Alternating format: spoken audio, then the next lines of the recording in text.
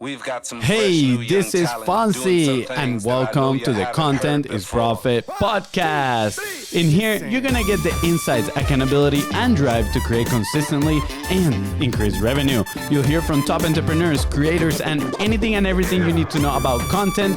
All this while having a good time. The goal of this podcast is simple: entertain, educate, and turn your content into profit. Woo! Let's go, guys. Welcome to another episode of Content is Profit. Today, just FONZI. My brother is not here. Like I mentioned in the behind the scenes, he's plotting world domination. Actually, guys, he is planning tomorrow's episode. But for today's episode, I want to discuss a topic that has come out a little bit lately, right? With the rise of short form content, what should you place your attention and your creative energy into? Should you produce more short form content, or should you put that energy into long form content, just like this podcast that you're listening to, right? And we have our own opinion, we have our own conclusions, especially for the B2B market, which I'm going to share with you towards the end. But again, I want you to think about it. With the rise of short form content, TikTok, Reels, and Shorts specifically, what type of content should you produce, right? Maybe your skin is crawling right now because of all the effort you need to put into all these micro assets, or even thinking all the things that you need to do when it comes to creating a podcast, a long form piece of content, right? Maybe you're worried about the research. Maybe you're worried about finding guests. Maybe you're worried about, having to create daily content for the short form pieces. There is a lot of frictions when it comes to both, right? Short form content and long form content. So which one should you be placing your energy into? And I'm just assuming that you know and you believe that you need to create content in today's economy, because it is a given, right? If you're not putting yourself in front of your customers and they're not finding you, guess what? It is going to be very difficult to attract part of that market share. So I'm assuming already, and if you're listening to this, it is probably because you believe 100% that content is the way to build an audience, captivate that audience, and grow your business. So before we start with that question, I want to share a few stats that I have in here, right? First one from Statista. As of January of 2022, TikTok has 1 billion monthly active users.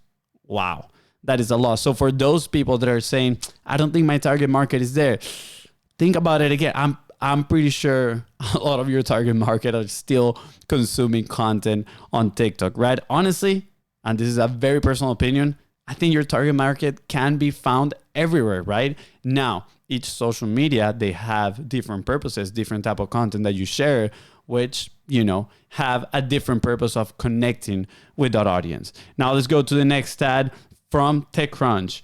YouTube Shorts is now being watched by over 1.5 billion logged in users every month. You see the comparison there? I mean, Shorts has already 1.5 billion logged in users, and TikTok has 1 billion monthly users. That is absolutely insane. Yes, obviously YouTube had a huge infrastructure before TikTok, so they could drive a lot of those users into watching Shorts.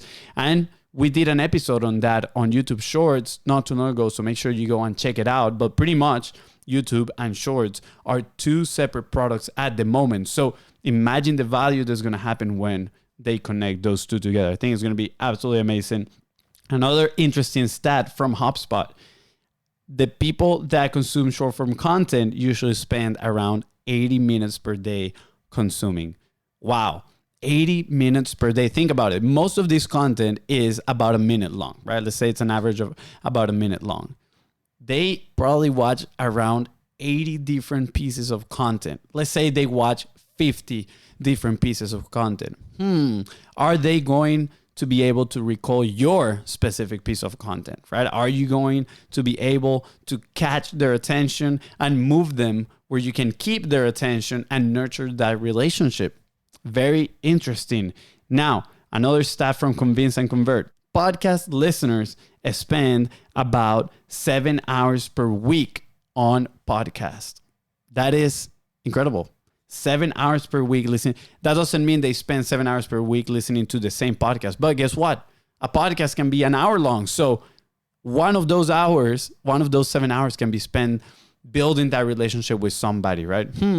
Very interesting. Again, each piece of content serves a different purpose. But personally, if you ask me, what would I prefer, to keep somebody's attention for 1-2 minutes or to keep somebody's attention for 1 hour? I personally would go with keeping somebody's attention for 1 hour. Now, let's dive a little bit into what is the purpose of short form content and what is the purpose of long form content, right? And I'm just going to go a little bit through the top on this so you remember and you can visualize what these are good for, right? So short form content, first of all, is to generate attention. How can we catch people's attention with short form content? So first of all, stay top of mind. People that already know you, your followers, right? Your friends, the people that you're trying to do business with, you can stay top of mind by showing consistently in their feed. Now, short form content is perfect for this because you can share your message in 1 quick minute. They look at you and they're like, oh, I remember FONZI that talks about content is profit, about content momentum, how they put fractional content teams in other people's businesses, right? And then they move on, but at the same time, you're just resetting that in their mind and they remember who you are, what you do, and how you can help them. So short form content, first of all, stay top of mind. Second, recapture attention from your community.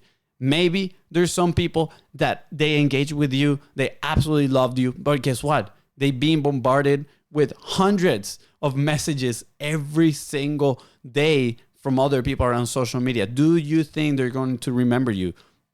Maybe, maybe not. But by you creating consistent short form content and putting yourself in front of them, they're going to remember you. Again, they're going to stay top of mind. So if they forgot about you, you're going to be re-engaging them. And third, capture new attention and drive people into your ecosystem, right? Again, if you go into the insights of Instagram, it is incredible to see that when you look at the side of Reels, a lot of the audience that are looking at your Reels are actually people that do not follow you. And we have seen that consistently with our clients, right? There is an element of discoverability. Oh, that was a tough word. Of discoverability, right? Same with TikTok. There is a big element of discoverability where a lot of new people can come into your ecosystem. And if your message resonates with their problem, guess what? They might be willing to take the next step. They might be willing to click on your profile, see who you are, or they might be willing to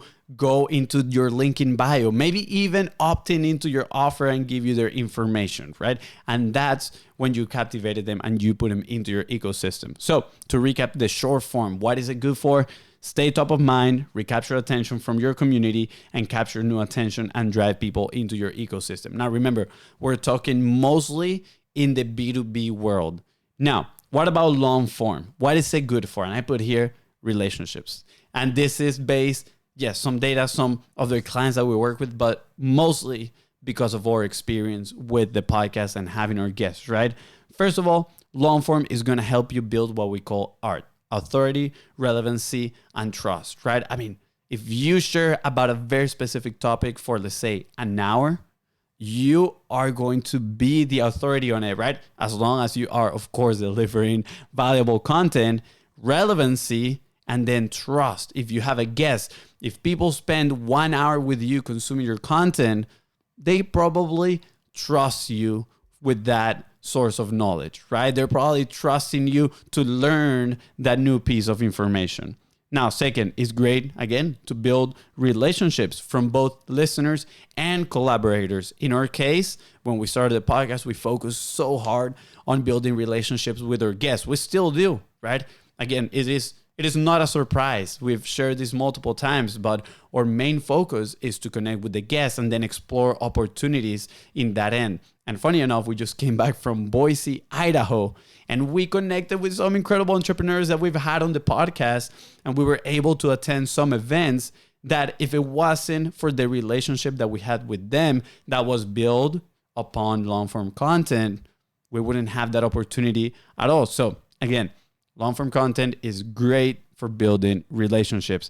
And third, long-form content, it is absolutely amazing for selling. yes, when you are in the D2C, right, direct to consumer products, so let's say like $20 products, maybe a short form video on TikTok can do the job on selling, right? Or in directing people to your sales page, and then in there you can sell them. But when you are selling, especially in the B2B marketplace, where you're selling high ticket offers or high ticket services, guess what? You need to keep people engaged. Get them and listen to you for an hour, maybe a webinar, right? You're doing a specific training, delivering value. You're building that trust and that relationship. And then it's going to be easier for you to move them into the next part of conversation and try to figure out how you can help them, right? AKA, you're trying to sell your product to these people, AKA, you're trying to help these people. So long form content is great for that, building relationships and selling your high ticket offers, especially in the B2B world. Now, what are the advantages of creating one before the other, right? And should you be creating short form content first? You might be asking yourself this question, or should you be creating long form content first? And we've seen both. And honestly, for me personally, I'm going to recommend you you get a test, and then invest, right? But what are you testing on? You're testing on your creative capacity. Is it easier for you to come up with shorter pieces of content and then put them out into the world? And then based on that, maybe depending on the data, you're like, oh, I'm going to create a long form piece of content on this that is resonating with my audience, right? So that is something you could do with short form. If you're good at coming up with multiple ideas and churning content pretty quick, you can create a whole lot of small pieces of content, short form pieces of content, publish them, see the data, what resonates, and then from that, you can go ahead and create a long form piece of content that you know it already resonated with your audience. Now, the other side of it is starting with a long form.